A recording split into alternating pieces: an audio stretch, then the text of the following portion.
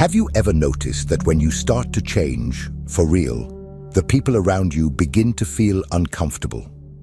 They don't speak openly, of course.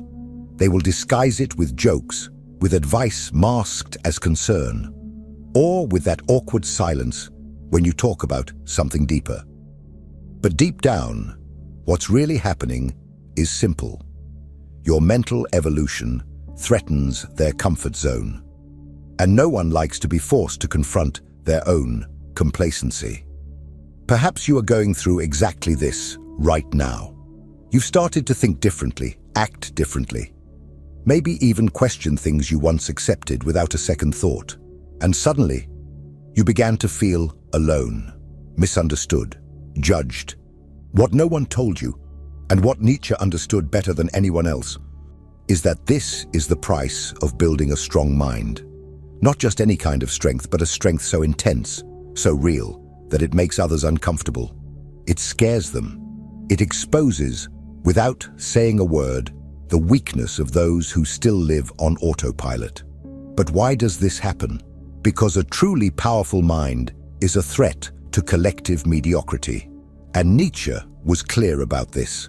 When you decide to think for yourself, create your own values, and abandon the comfortable illusion of ready-made truths, you become dangerous. Dangerous to the system, dangerous to others, and most importantly, dangerous to your former self. This video is a call, a challenge. It's not made for those who are comfortable, nor for those who want easy answers. It's made for you, who is tired of being a hostage to your own insecurities, who feels on the brink of an internal rupture, and who is ready to build something that no one can destroy, a mind that no one can manipulate, a mind that terrifies because it does not bend. So, if you feel ready for this path, a lonely, tough, but absolutely transformative path, stay, because what Nietzsche has to teach you will confront you, but it can also set you free. And after this, you will never think the same way again. Nietzsche was not just a philosopher. He was a surgeon of the human soul. Someone who had the courage to look into the abyss of existence and not only face it, but dive into it. And it is precisely in that abyss, in that inner chaos that many avoid, that he found the source of true strength. Because, for Nietzsche, it is not in peace, stability, or order that a human being transforms. It is in pain. It is in the fall. It is in chaos. He wrote, "You need to have a chaos inside you to give birth to a dancing star." This is not poetic metaphor. It is psychological diagnosis. It means that if you want to build an unshakable mind, you need to abandon the childish idea that it will happen through comfort, cheap motivation, or positive affirmations. No, true strength is born when you face suffering without fleeing, when you stop asking for life to be easier and start wishing to be stronger. Think of the times you grew the most. Was it when everything was fine? Or was it when you were shattered, lost, directionless, having to rebuild yourself with your own hands? Nietzsche believed that suffering was not a mistake of existence, but rather its main driving force. He did not romanticize pain. He faced it as a tool. And if you can change your relationship with pain, with failure, with loneliness, you begin to shape something rare, an indomitable spirit. And it is precisely there that the world begins to be disturbed by you.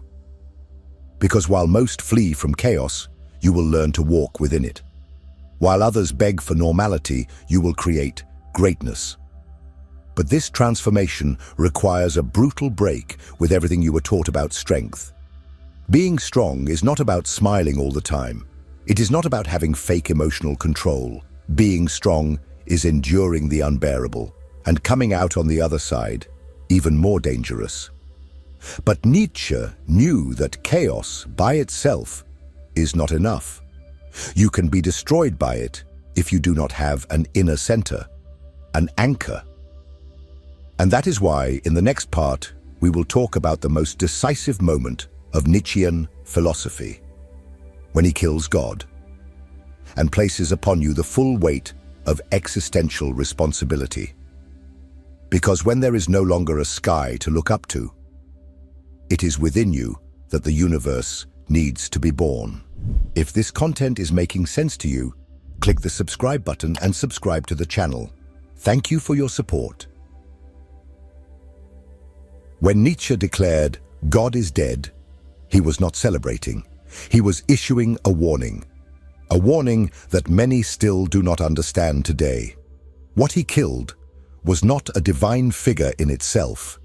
He killed the illusion that there is a higher authority taking care of everything. The illusion that there is a plan, a pre-established meaning, a purpose given by someone from the outside. The death of God is the end of any excuse. And that is frightening, because until then, it was easy to outsource the responsibility for your life. It was comforting to believe that everything has a reason, that suffering is part of a divine plan, that there is a greater good that will justify everything in the end. Nietzsche violently tears this veil away. He looks you in the face and says, "You are alone. There is no ready-made meaning. Now, you are the creator." And this is where the true construction of a powerful mind begins, because most people collapse when they realize they are alone in the face of chaos, without a manual, without guarantees, with no one to blame. But those who have the courage to face this without crumbling, they begin to forge an unshakable consciousness. With the death of God, Nietzsche pushes you into the abyss of radical freedom. You should not follow commandments. You must create values. You should not obey. You must surpass yourself. It is the birth of brutal autonomy. And along with it comes the weight. Everything now depends on you. There is no more absolution. There is no more salvation. Either you build yourself or you sink. But here is the secret. This freedom that frightens you is also the greatest source of power you can have. When you understand that no one will come to save you, something within you awakens. A fire that compels you to rise even while bleeding. That forces you to think for yourself, to feel for yourself, to act not because someone said it is right, but because you decided it is. It is in this rupture with existential crutches that Nietzsche prepares the ground for something even more grandiose. The emergence of a new way of being. A type of human being who does not live according to the rules of the herd, who does not need approval or permission. A being who creates their own morality, who surpasses their own limits and lives as a creator. A being that frightens the weak because it forces them to see themselves as they truly are. This being has a name. Nietzsche called it the Übermensch, the Overman. And it is about him that we will talk now. Because if you want to build a mind so strong that no one can break it, you need to understand how to become this figure who lives above conventions, guided only by their own will to power. Let's dive into this. Nietzsche did not believe in the slow and passive evolution of humanity.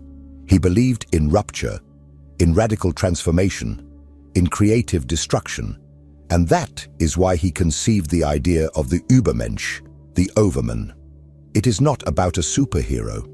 It is not someone with mystical powers. The Übermensch is a being who has overcome everything that binds the ordinary man: guilt, obedience, herd morality, the need for acceptance. The Übermensch does not seek to be accepted. He does not ask for permission to exist.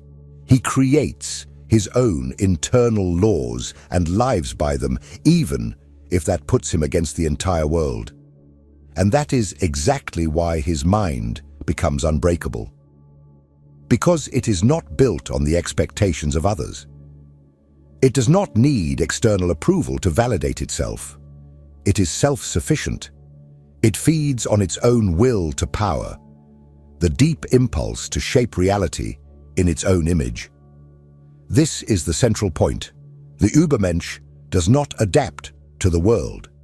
He imposes meaning on the world. He does not seek comfort. He seeks greatness. He does not ask, "Is this allowed?"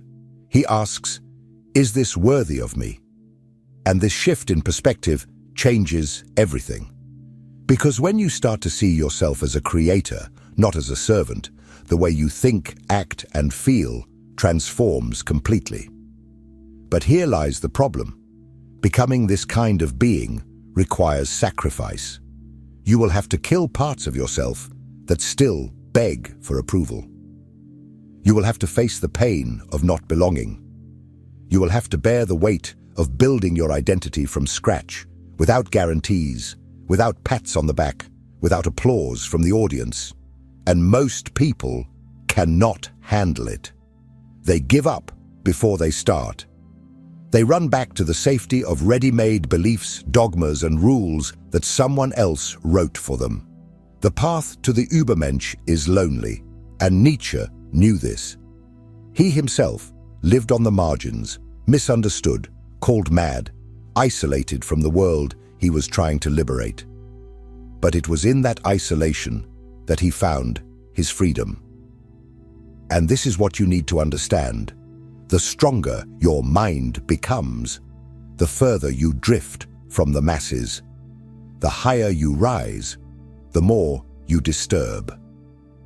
The construction of the Übermensch is the most brutal and transformative process anyone can face, because it requires you to destroy everything that is not yours, everything that has been imposed on you by a sick culture, by a society that rewards obedience and punishes authenticity.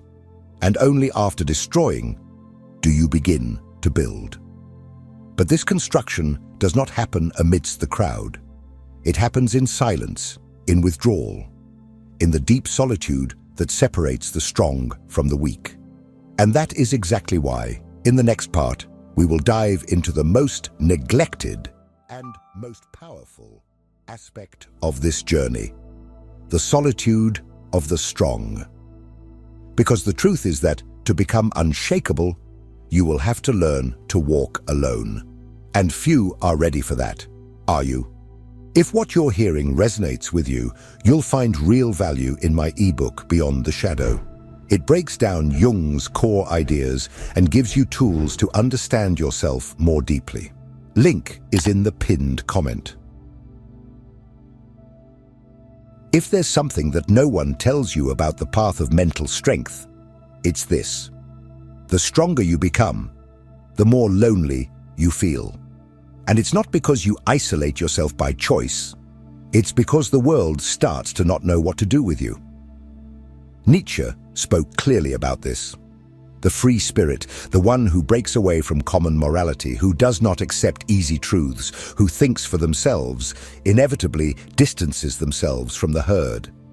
And that distancing hurts. But that pain is necessary. Because real growth requires space. And you can't grow while being tied to the expectations of others.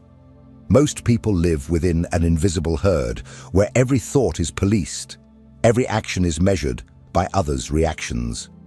You've gotten used to walking in a group, thinking like the group, feeling secure because there are people around you. But what Nietzsche proposes is the opposite.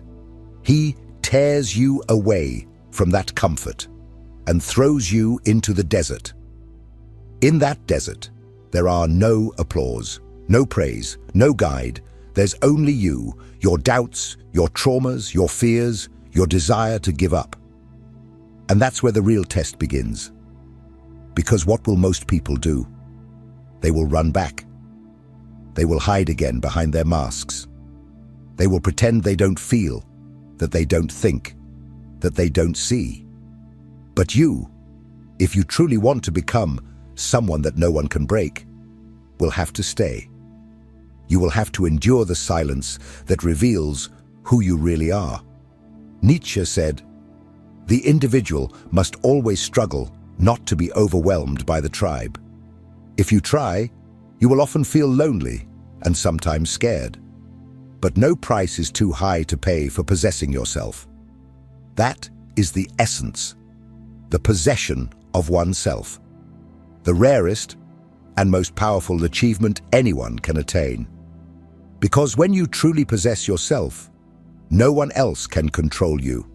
No one else dictates your worth, and no one else can bring you down.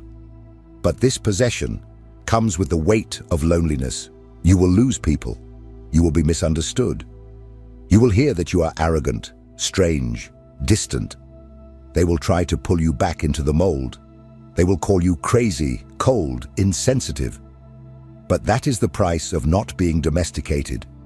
It is the price of not needing applause. It is the price of not living as a mirror of others' needs. And here is the raw truth. If you cannot stand loneliness, you are not ready for freedom. Because all real freedom comes with abandonment.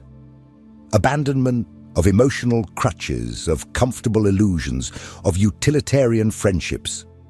That's why Nietzsche saw solitude as a privilege, a battlefield where the true self finally has space to emerge. But this free mind, this elevated spirit does not just walk alone. It begins to see what others do not see. And with that comes the second inevitable effect, the confrontation with mediocrity. Because when you start to become strong, the collective mediocrity feels it. And it reacts. And that is exactly what we will talk about next, the danger of collective mediocrity. Because the world does not pursue those who are the same. It pursues those who dare to stand out. Nietzsche did not fear tyrants, authoritarian leaders, or declared oppressors.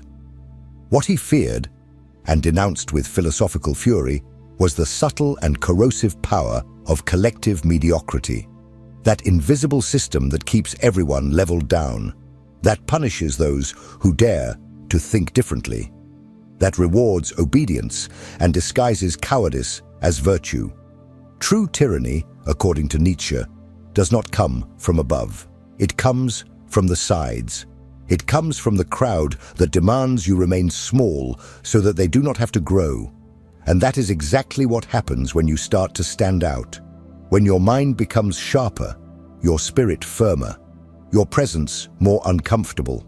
You begin to disturb, not because you are doing something wrong, but because you are doing something rare. You are breaking the mold. And society hates those who break molds. Collective mediocrity cannot stand individual brilliance, because that brilliance exposes the darkness of ordinary life. Nietzsche called this the slave morality, a morality built by those who, unable to achieve greatness, decided to invert values. They transformed strength into arrogance, ambition into selfishness, independence into coldness. And with that, they created a moral system that protects the weak and condemns the strong. But make no mistake, it is not out of compassion, it is out of resentment. Because the weak do not want to be saved. They want the strong to be destroyed. That is why, when you start to liberate yourself, they begin to attack you. Sometimes directly, sometimes subtly, with looks, silence, irony. But the message is clear. Go back to the group. You are making us feel small. And you are. Unintentionally. Just by being who you are. Nietzsche understood that most people live in a state of paralyzing conformity, an existence shaped by fear, guilt, and obedience. And anyone who questions this state is seen as a threat. But do not be fooled. Mediocrity does not attack with force. It attacks with numbers, with consensus, with the weight of repetition. It will try to make you doubt yourself. It will make you think you are wrong for not fitting in. It will use all social resources, from shame to exclusion, to make you lower your head. And it is at this moment that many give up. Because they cannot bear to be the strange, the difficult, the arrogant. But Nietzsche would give you another name, necessary. Because while the world revolves around recycled ideas, manufactured desires, and comfortable truths, it is the strong individual who brings the necessary discomfort for something new to be born. Your difference is the spark of transformation, but it is also the target of resistance. Being strong, thinking freely, living autonomously, all of this is an act of war against collective mediocrity. And like any war, it requires preparation. It requires weapons, but not physical weapons, mental weapons. And that is exactly what we will talk about now, in the final part. Because there is a very high cost to developing a mind so strong that it frightens. But there is also a reward that no one can take away. In the next part, you will understand the price and the power of being unbreakable. You made it this far. That already sets you apart from the majority. Most people would have closed this video at the first provocation. They would have run away at the first discomfort. They would have turned it off the moment they realize this is not content meant to stroke the ego. It's a call to action, a call for those who are ready to let go of the comfortable illusion and face reality with their eyes wide open. Because building a mind so strong that it becomes feared is not just a choice, it's a renunciation. You will lose. You will lose friendships that were based on superficiality. You will lose opportunities that require submission. You will lose the ability to be content with little. But in exchange, you gain something priceless: integrity, clarity, presence.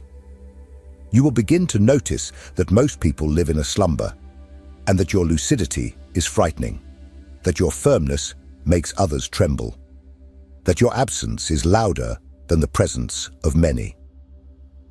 This strength does not come from outside.